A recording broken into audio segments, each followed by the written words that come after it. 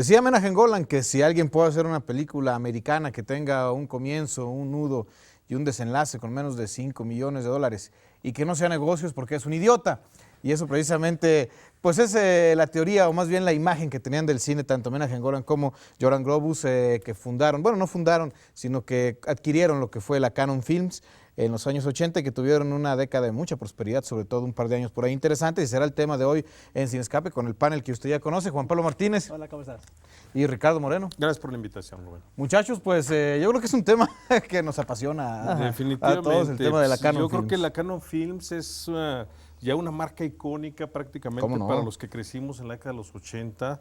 Está asociada a una serie de películas pues de muy bajo presupuesto, pero que siendo adolescente las disfrutabas enormemente. Es interesante cómo evolucionó la Cannon, cómo le dio nuevos aires a algunos actores que pues ya estaban prácticamente olvidados, estaban ya por ahí en el closet, los volvió a lanzar.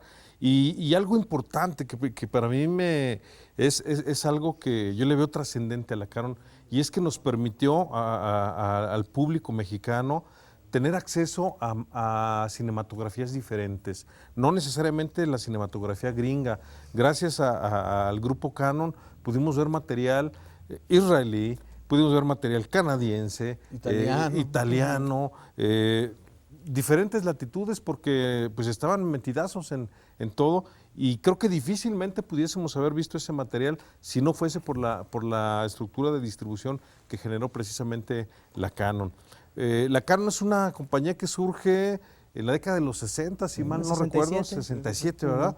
Y es de origen inglés. Hay que mencionarlo porque todavía por ahí hay algunas observaciones que se cree que es norteamericana, ¿no? Era una compañía inglesa. Dennis Friedland, que era el primer dueño precisamente de la Cannon, era inglés, que llega a Estados Unidos con la intención de probar por ahí suerte en el mercado del cine, se asocia por ahí con Chris Dewey, otro inglés, y se dedican a hacer películas de muy bajo presupuesto en los 70s. Muy bajo presupuesto, y bueno, pues la intención era eso, vamos a entrarle directamente al negocio. Poco a poco van evolucionando hasta que llegan precisamente este par de señores, no recuerdo si eran judíos o árabes, y dicen, bueno, pues nosotros te compramos la compañía y vamos a tratar de hacer pues dinero con ello, La ¿no? compraron por $500,000. Fíjate nada más, una ganga, la verdad. ¿Te refieres a ya Menahem Golan? Sí, claro, claro. Eran israelitas, ¿no? Eran israelitas. Comprando la Cannon.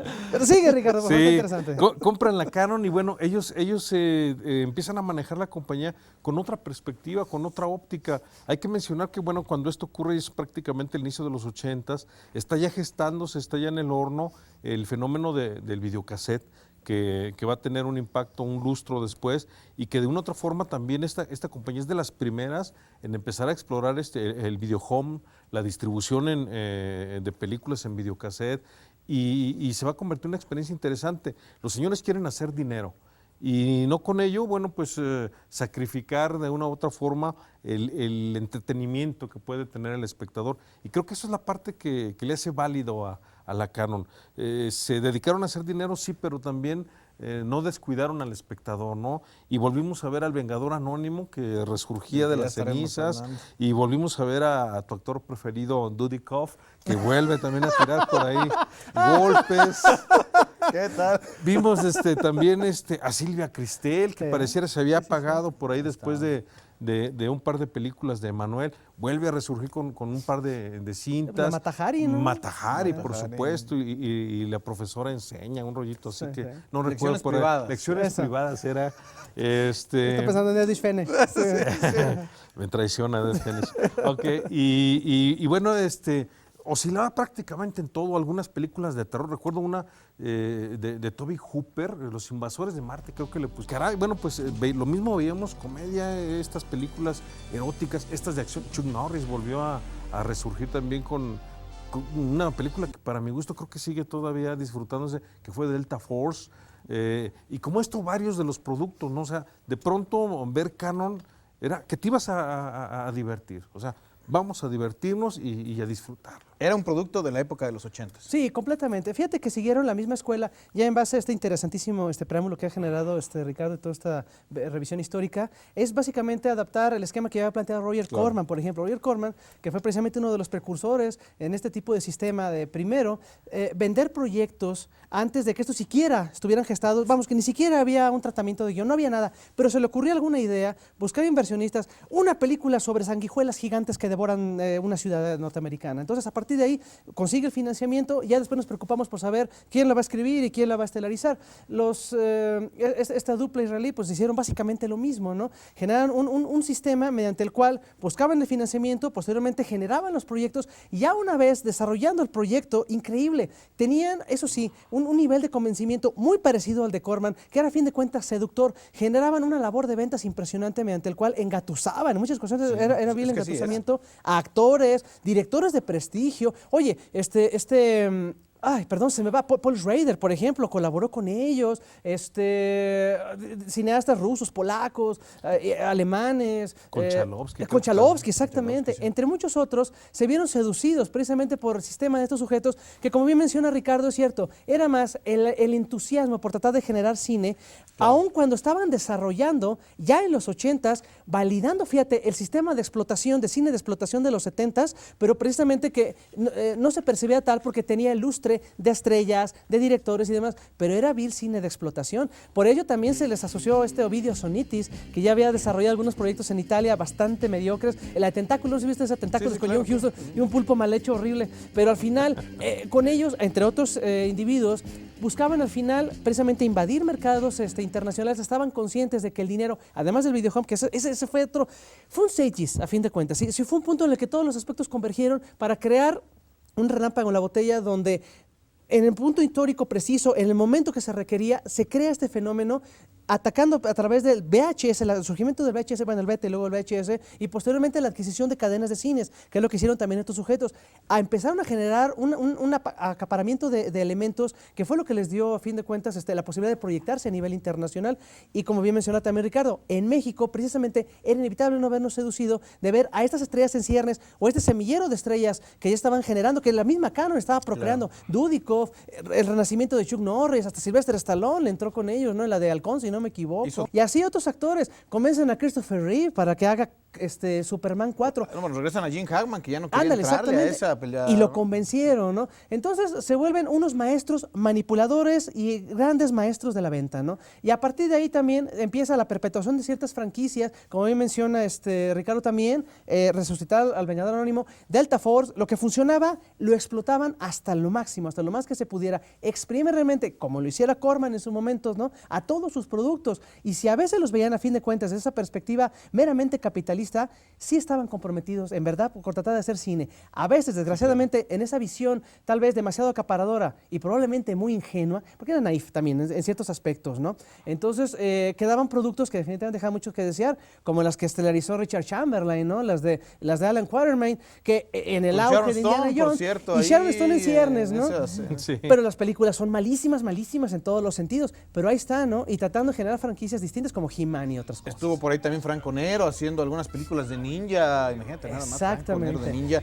Hicieron musicales, una película muy rara que se llama La Manzana. Era musicales por ahí. Breakdance, que tuvo un éxito ya en videocassette inusitado, aprovechando lo que era Flashdance, ellos le entraron al breakdance. No, incluso en su distribución la película tuvo lleno completo, Breakdance. Sí, ¿no? O sea, sí, claro. Fueron muy oportunistas, creo que Juan Pablo sintetiza muy bien ese ojo que tenían. La verdad tenían ojo para hacer negocio, conocían prácticamente la mecánica que estaba subyacendo en la gran estructura hollywoodense, y bueno, pues lo que hicieron fue aprovecharle, fue sacarle jugo, y bueno, afortunadamente nos regalaron una serie de memorias, ya son icónicas todas estas películas que están asociadas forzosamente a la década de los 80, este proceso de transición, toda esta época de Reagan, toda esta parte de la exploración de las generaciones, de la exploración de la tecnología en la cinematografía, pues va a ser ineludible asociar el nombre de la Cannon Y eran dos Group. personajes muy distintos uno de otro. Menahem Golan era el hombre que explotaba, el hombre que quería todo al momento, el que le gustaba tener inmediatamente los proyectos ahí, incluso antes de que hubiera alguna planeación.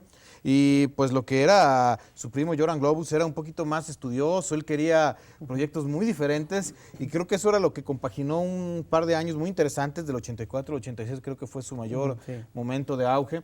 Regresaron bien comentadas por allá, Silva Cristel la volvieron a poner en el ojo del público, el entender que Charles Bronson tenía mucho que dar y darle, no sé si una nueva cara al Vengador Anónimo, pero sí un tratamiento muy diferente a lo que fue la primera entrega, dotándola de un poco más de violencia, adaptándola tal vez un poco a lo que las masas querían ver en ese momento. Es que ese es el punto. En la década de los 80, ¿te acuerdas que tenemos esta filosofía de Reagan que quería darle la torre a todos, todos eran enemigos? Entonces esta cuestión de la violencia es permitida y aparece una serie de cintas donde el protagonista real es la violencia, ¿no? Yo quisiera Desde ver las ahora que se crearon de Harry el Sucio hasta las que tocó Lee Marvin, James Cameron y por supuesto, oye, el potencial del personaje de Paul Kingsley, que si mal no recuerdas el nombre, pues era enorme. Y sí, se va transformando, creo que finalmente en lo que era un vengador anónimo, un vengador urbano. Yo quisiera ver qué dirían ahora los censores de los grandes estudios si se estrenara una película como El Vengador Anónimo 2, con esa secuencia de violación tan brutal como actualmente la vemos y sigue siendo bastante fuerte. Ahora es imposible, la Cannon, ¿no? en ese entonces, la corrección política y más en estos tiempos de la posmodernidad, bendita sea, ya no lo permiten. Así de sencillo. No cabe en esta sensibilidad cultural que se genera ahora. Sin duda, uno de los aciertos, aparte del regreso de estas grandes figuras, fue intentar buscar esos talentos que podían dar, sin duda, buenos resultados. Encontraron en Chuck Norris una beta importante, donde hay una historia muy curiosa con estas películas de prisioneros de guerra, Braddock, donde filman la 1 y la 2 al mismo tiempo. Iban a estrenar la primera parte y de repente Menahem Golan dice, momento señores, la 2 es mucho mejor, estrenemos primero la 2, que es la que nos va a dar el resultado importante, y después vemos qué pasa. Exactamente. Y pues estrenaron primero la segunda parte, para tiempo después, un año después, estrenar lo que era pensada como la primera de esa trilogía de Braddock, Prisioneros de Guerra. Muy colgada precisamente con el éxito que había tenido en este caso Stallone, con Rambo, o la primera sangre, ¿no? Y explotar todavía esa parte que también estaba latente dentro de la política de Reagan, que era esta revisión sobre Vietnam.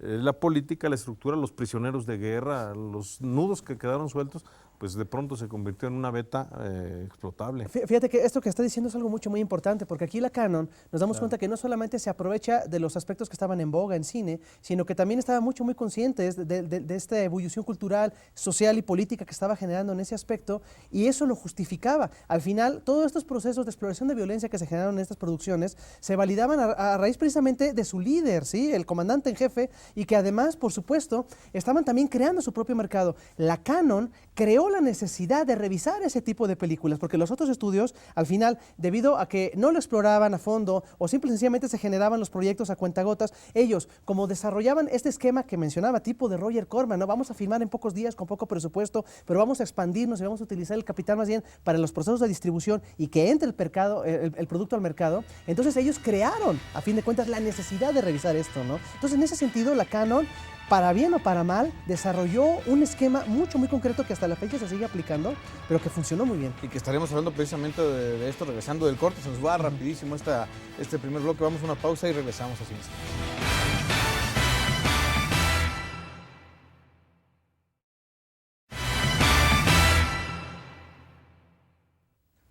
Una imagen que me recuerda mucho a Chuck Norris, no solo en Fuerza Delta, es aprovechando el éxito que había tenido esta película de Red Dawn, previa, ellos hacen la Cannon una producción donde, bueno, los rusos invaden los Estados Unidos, entrando de noche para que nadie los detecte, una cosa muy curiosa, y un hombre con un par de metralletas y una motocicleta es el que les hace frente a una película pues de un humor involuntario tremendo, pero que tuvo un éxito inusitado. Invasión a los Estados Unidos, efectivamente. Ver a Chuck Norris por ahí agarrándose a todo un comando. Película de matiné. Era, exactamente. Y eso es a lo que iba, ¿no? Al final, la Cannon era lo que entregaba, eran productos de matiné, que la gente añoraba mucho, pero tal vez actualizadas a la época moderna, ¿no? Más bien es eso, o sea, eran productos de matiné, claro, que ya no estaban necesariamente ceñidas o circunscritas a las vías de producción del cine B, sino que más bien pretendían generarles o dotarles de cierta legitimidad a través de actores, a través de temas, ¿no? Pero claro, por supuesto que, como mencionaba, sigue siendo cine de explotación, ¿no? Claro. Entonces, volvemos a lo que mencionábamos previo al corte. Es un estudio que supo crear. Él inventó su propio mercado, inventó la necesidad de tener que revisar este tipo de películas, porque debido a la diseminación de las mismas, debido a su participación ya en el mercado de festivales como Cannes, incluso, no, por supuesto no como filmes participantes, sino que acaparaban en cierta medida el mercado que ya son esos espacios, entonces les dieron relevancia, generaron renombre y lograron, por ende, cobijar con su sombra a otros cineastas. Roman Polanski, por ejemplo, su película de Piratas, que es de la Cannon, es increíble la verdad lo que ocurre en ese caso, ¿no? Como muchos directores que se consideraban legítimos, o por ejemplo Barfly, ¿sí? Una producción que se ampara no solamente de los textos de Bukowski, sino que él participa, lo convence. Y hay un libro maravilloso, Ricardo, que narra esas aventuras al respecto, que también muy aleccionador, incluso sobre los procesos de producción de la Cannon, y que al final simple y sencillamente no logran conectar ni con el público mainstream, ni tampoco a veces con la gran crítica. Pero ahora ya en procesos revisionistas, descubrimos que definitivamente son cintas más que valiosas. Pero no siempre pasaba así. Andrei Konchalovsky trabaja con ellos, como bien comentábamos, en esta película El tren del escape, con John Boyd, que es maravilloso y que tuvo un éxito bastante bueno en su momento, fue de los mayores éxitos y la película hasta la fecha yo creo más estimable de la Cannon, ¿no? Sí. Coincido completamente contigo. Generaron después otra que estuvo más tibia, que creo que se perdió, que es una joyita por ahí, que fueron Los amantes de María. Es cierto. Una película interesante también y que se diluía. Es con Kinski, ¿verdad? Sí, Natasha Kinski. Y nos permite esto, lo que les mencionaba al principio, nos permite tener acceso a otro tipo de cinematografía, a otras propuestas. Gracias también a Cannon Group pudimos ver, ya en algún momento hablásemos del tema, pues Los barquillos de limón, Chicle caliente, estas otras películas israelíes de comedia que también llegan gracias a la Cannon Group y que pues se van a ir filtrando, yo diría que a lo largo de esa década, porque la Cannon termina, si mal no recuerdo, en la década de los 90s, tiene por ahí una serie de problemas y se pierde. Se pierde mucho del material. De hecho, si mal no recuerdo, fueron varias las compañías que comienzan a adquirir los derechos. Por eso muchas de estas películas, tal vez de las que hemos estado mencionando, no están por ahí circulando. Sí, es complicado. Porque es complicado por cómo se distribuyeron la cuestión de los derechos. Y algunas compañías las compraron, entre ellas la MGM, la Paramount, y bueno, pudieron darle salida. Es ahí la última parte de la Cannon, este conflicto que empieza a surgir entre estos dos personajes que la manejaban. Después viene este problema económico donde intentaban salir de esa situación adquiriendo franquicias que podían rescatarlos, como fue el caso de Superman 4, donde en un principio había $36 millones de presupuesto.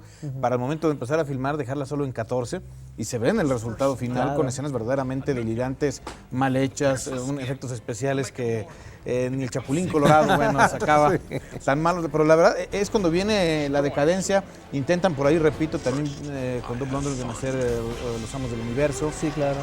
Donde era su idea seguir explotando franquicias que les pudieran dar resultados. Lamentablemente ninguna de estas cintas lleva a los resultados económicos esperados por la Cannon. No, exactamente. Aún así se afianzan al final de estas estrellas que estaban generando, ¿no? Mencionabas, por ejemplo, Ricardo, a Michael Dudikoff. Con el Ninja Exploration, que ellos de alguna manera ellos lo hacen, y también, ¿no? En cierta forma, seguir generando una exploración de las artes marciales a través de Jean-Claude Van Damme, quienes, a fin de cuentas, fueron ellos quienes lo expusieron, ¿no? Uno de los actores favoritos de Ricardo, que lo emula constantemente. Tiene toda su filmografía ahí. Y que ahí, exacto, sobre todo los inicios. ¿Sabían ustedes, por ejemplo, que Cyborg, dirigida por Albert Pyun, que es uno de los sujetos más nefastos que pueden existir, era originalmente la secuela de He-Man? Es que fíjate que es curioso. Adquieren los derechos de Spider-Man la Cannon. Sí. Para trabajarlos y empezar a hacer guiones y poder contratar a directores. Se le ofreció a medio mundo esa película, a medios directores.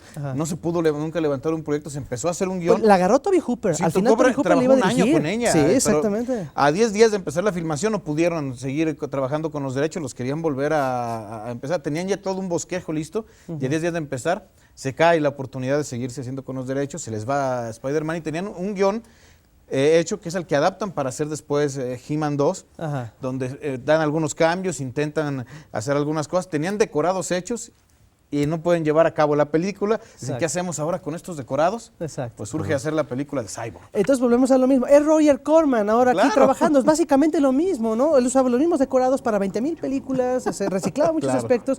E incluso con eso que acabas de mencionar, eso es otro de los aspectos interesantes. Porque Menahem Golan, sobre todo, pagaba anuncios en la revista Variety. Antes en Internet, Variety era la verdadera fuente de la Biblia del insider, ¿no? de Hollywood. Entonces pagaban anuncios donde presentaban de forma espectacular en varias planas, ¿no?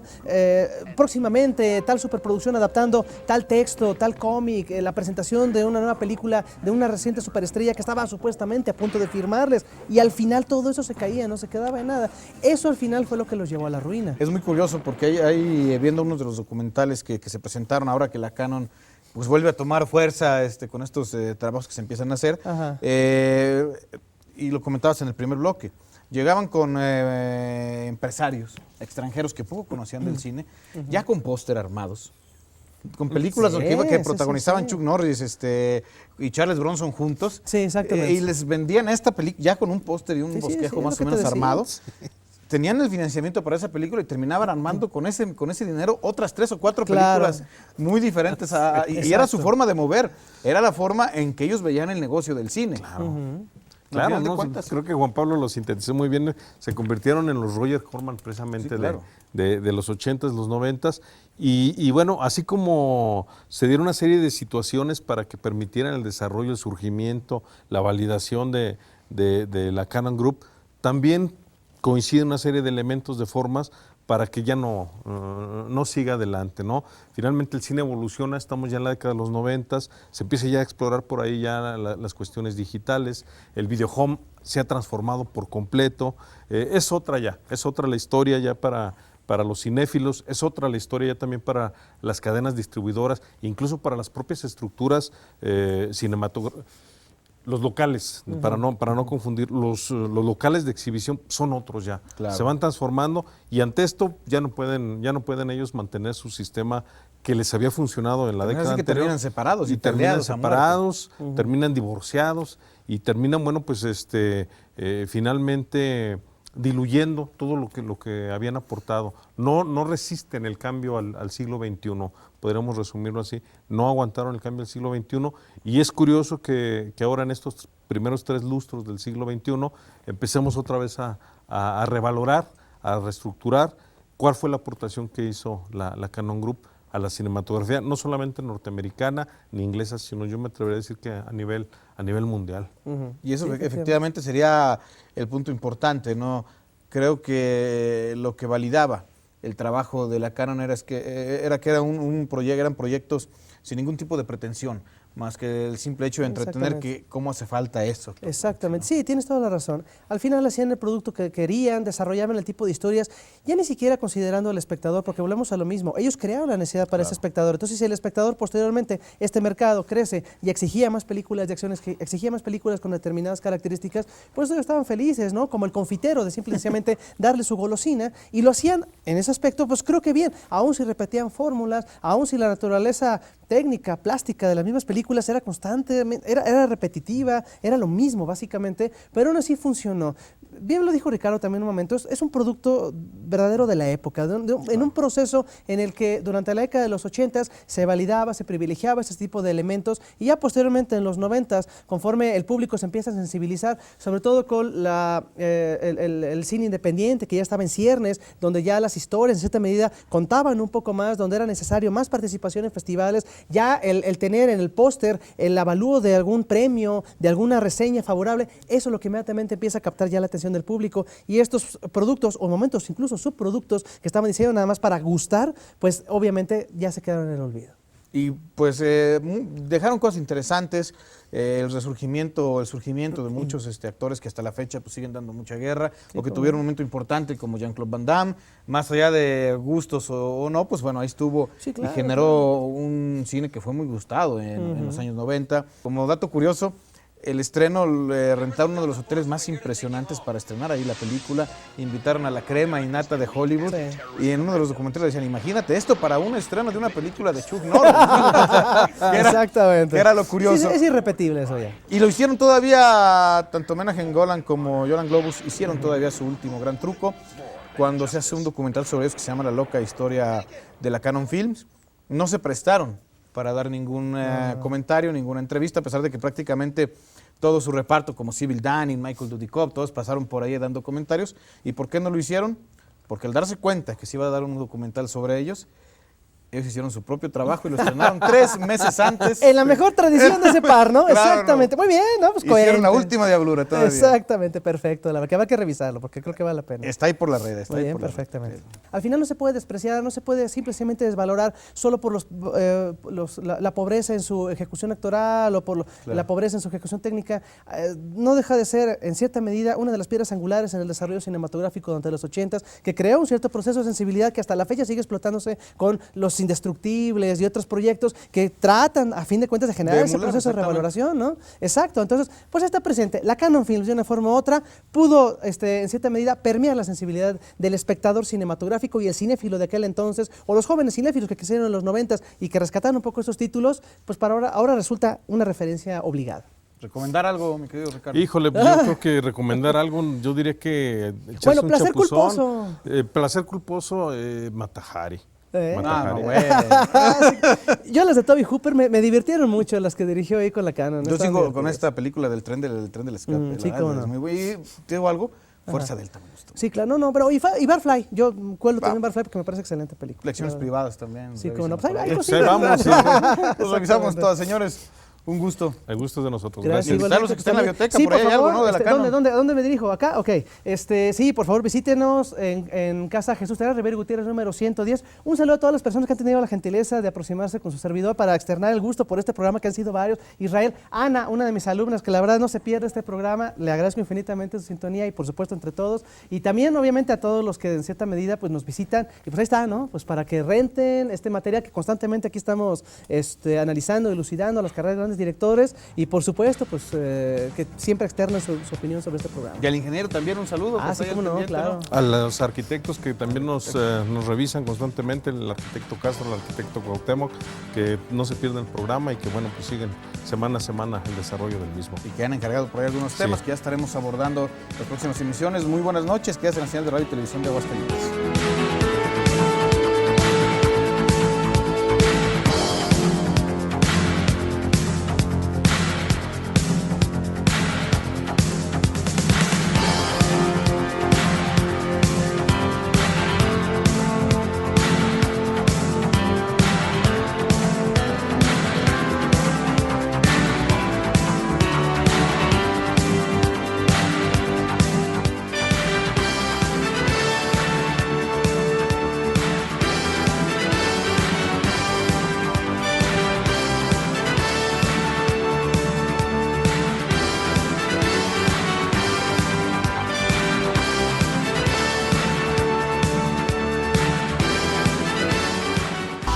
Esta fue una producción de Aguascalientes TV.